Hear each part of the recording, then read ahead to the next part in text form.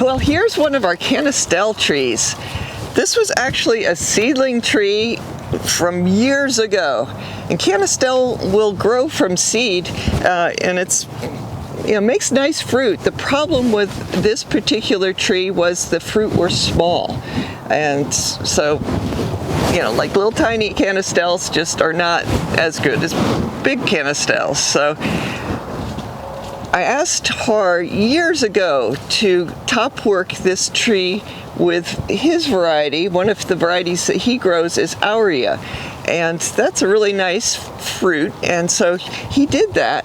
I believe that he grafted in the spring of the year, and out of his 5 grafts that he put on, maybe 6 grafts, basically 3 of them took, so about 50%. But those were going along great until I think it was right here. This is just the remnants of a frangipani. It used to be quite large. There's this stump right there, and we had a wind event. Might have been a hurricane. It was a few years back, so I can't remember the timing exactly, but the limbs from this, of course, is a very brittle plant, clobbered the grafts on this tree. So we were back to having a seedling tree. So it was 3 years ago, that much I'm sure of, that we decided to graft again. And so Har brought over some graft wood from his tree, and I think he did 4 grafts, and I never had grafted Canistel before. It's one of those trees, because of it being rather woody, that you want to use a grafting knife. So I used Har's grafting knife, which was wonderful because he keeps that in good shape and had just sharpened it. So I grafted, I think, 2 of them. Har grafted, like 4. Every one of those grafts took. So that was in, I believe, October. And so based on those 2 experiences, October seems to be a better time to graft Canistel than the springtime. But anyway, this is the first time that we've had a significant amount of fruit from this tree. And right here we have one. We have picked some of this fruit already, but right over here next to the controller for the irrigation, there's another one. One's hiding behind here. So some of these are ready to pick and some are almost ready. So you definitely want to use pruners to pick Canistel, because you can pull the top right off, which is fine if it's ripe fruit and you're going to eat it right away. But if you want it to ripen a little bit more off the tree, definitely cut it. So you can see this shape, it's more elongated, and the taste is quite different, or taste and texture is different from the Trompo, which is the other variety that we grow.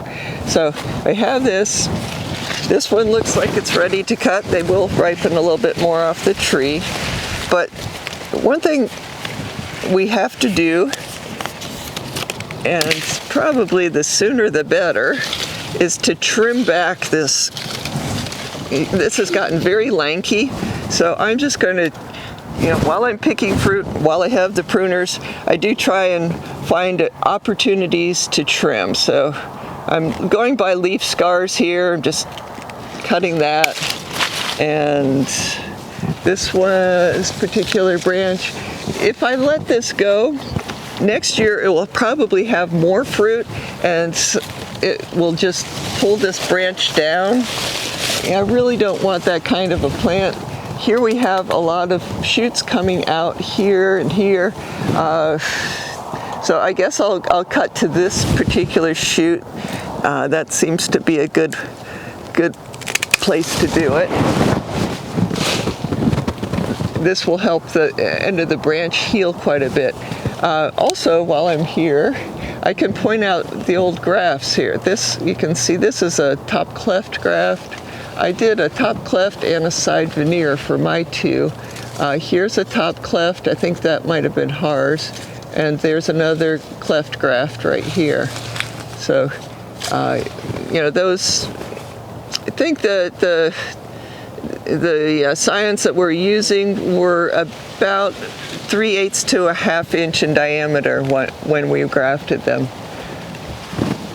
So here's another situation where that's really going to be too tall next year, too long. So this is sort of the wimpy place to cut. I really should cut it back further than that, but I just can't be too drastic this morning. This one, however, these had little branches coming out. This one does not. It's a straight shot, straight out like that. So I'm going to cut it back a little bit further.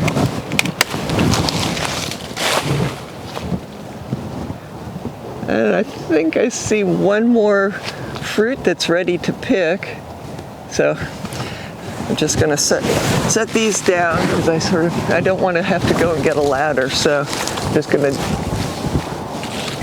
try and get this within reach. So, well, actually I think I'm going to leave that on just a little bit. I'm down in this area of the grove a lot, so I can pick that in a couple days. So I mentioned that we had another canistel tree on the other part of the grove. So as long as we're talking canistel this morning, let's go take a look at that one. Here's our other canistel tree. This has been in the ground a lot longer than the other one. I'm guessing it's been here for about 12 to 15 years. It's Trompo, which, if I were saying it correctly, those native Spanish speakers would know would be the word for spinning top.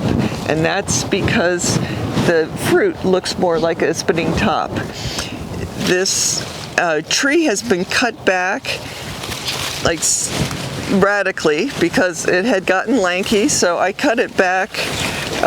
You can see these rather large branches here that I trimmed back to just a foot to 2 feet from the trunk, and all this is the new growth. And I notice we have one fruit here.